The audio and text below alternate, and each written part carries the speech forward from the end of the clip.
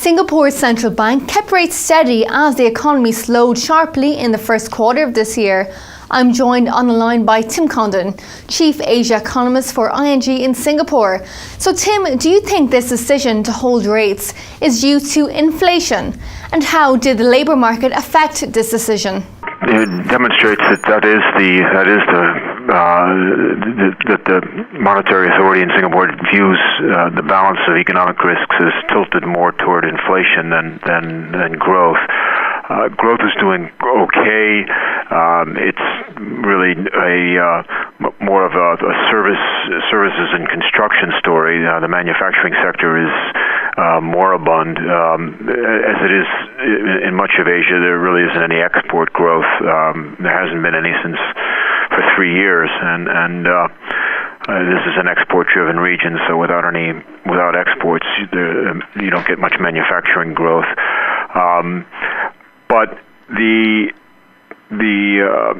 other parts of the economy have kept Singapore's labor market very tight. There's virtually no unemployment, and it's not just the other parts of the economy. It's also regulations. The authorities are moving to or have a program of increasing productivity in the Singaporean economy, and that to some extent involves restricting the supply of foreign labor and forcing local firms to pay more for Singaporean workers, and so the tightness of the labor market and upward pressure on wages, I think, is what the Monetary Authority of Singapore is concerned could begin to stoke inflation pressure. That said, the progress that they have made at the Monetary Authority in slowing inflation is very eye-popping. Inflation a year ago, early 2013, was above 4%. It's now around 1%. So they've done a fantastic job there, but the threat that the supply side of the economy is very tight, and you could get cost push pressure coming through, I think is what the Monetary Authority has its eye on. Tim, do you think the MAS will maintain its hawkish tone for some time, and do you expect it to regain its tightening stance when it sets its monetary policy again in October? They use the nominal effective exchange rate, the Singapore dollar nominal effective exchange rate, as their policy instrument. So they've kept this modest and gradual appreciation policy in place for a couple of years now, and barring a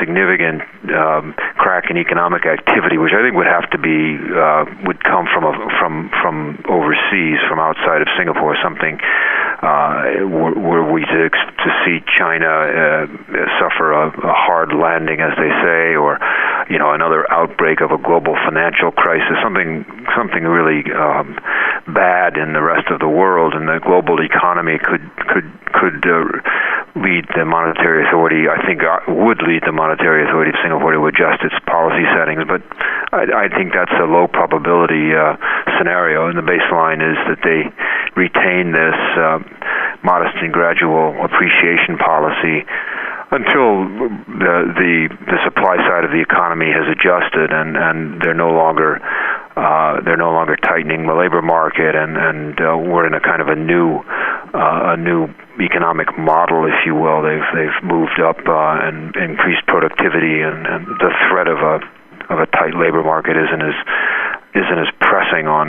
the inflation picture as it is today. Tim, you mentioned exports earlier. Singapore's exports in March fell more than expected on declines in shipments to the United States and Europe. Singapore's exports of pharmaceuticals and electronics in March contributed to the overall decline. So is Singapore struggling to keep up with its other Asian competitors? Singapore did about a little bit worse than its neighbors, but not that much. So I don't think it's really a question of Singapore, a problem in Singapore. It's a problem in it's a global problem. It's maybe not it's not really a problem. I don't think it's the new way of the world. There really isn't much.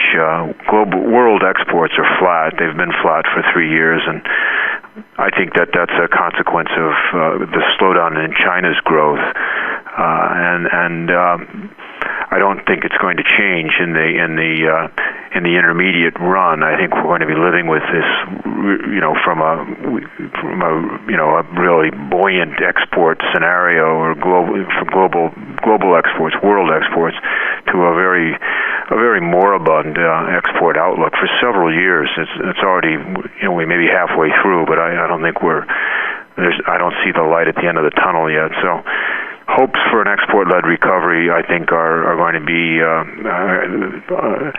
dashed, and forecasts that are based on such hopes are going to be downgraded, I think.